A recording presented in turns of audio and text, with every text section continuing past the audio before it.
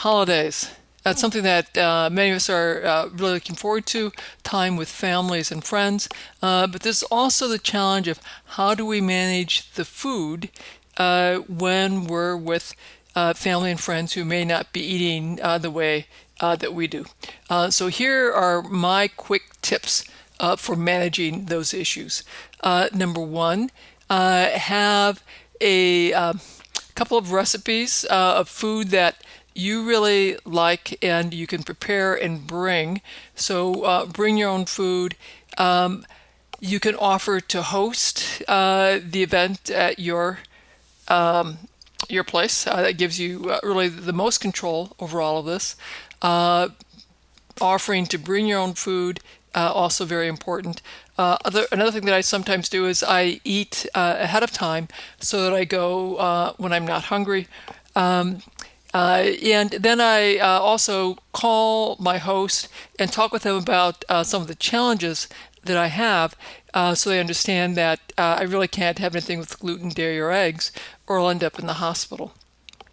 And writing out that conversation, what are the requirements that you have, and have it just sort of bulleted will help you a great deal. And sometimes I have to think about how to arrange for a family gathering that is structured in a very different way. It's certainly the easiest if I do the cooking for my own food. And now, in one of the holiday traditions, we'll go up to Jackie's mom, who's in her late 80s, and we prepare a turkey for her using her traditional means, including gravy, etc.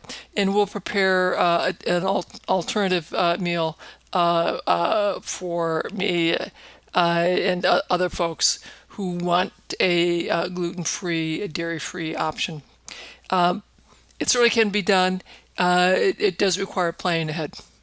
And as a little bonus, let me tell you one of our favorite recipes that we bring, and everyone seems to love this recipe.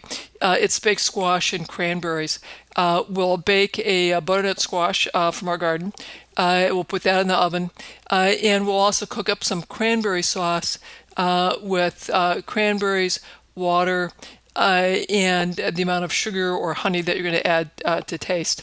And then we scoop out the squash, mash it up, and then serve the cranberries on top of that. We'll put it back in the oven if we have time, or we may just put the cranberries over the squash when we take it to the table. This has been a huge hit. Everyone seems to love this dish, whether or not they're following the Wahls Protocol. Another dish that we make that, again, is a huge hit is Brussels sprouts. So I'll put Brussels sprouts through my food processor, so it's been shredded in a very lovely way. We'll fry up bacon according to our preferences. Take the bacon out. And by the way, we like our bacon nice and crunchy.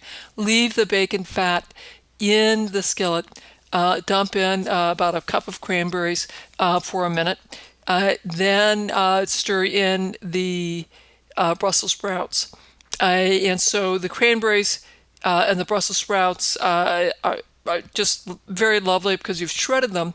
It only takes just 2 minutes to cook up the cranberries and the Brussels sprouts. Then I put the crumbled bacon back on top and serve that. That's another dish that is just phenomenally well liked. And then the third thing that you can do is a leg of lamb that you roast in the oven as an alternative to the turkey. Turkey is quite delicious, and so again, it sort of depends on how many we're trying to serve. We've become quite fond of roasting a leg of lamb, roasting the squash, and then cooking the Brussels sprouts and cranberries on the stove. Anyway, hopefully this has been incredibly helpful, and you'll be all set for a lovely holiday.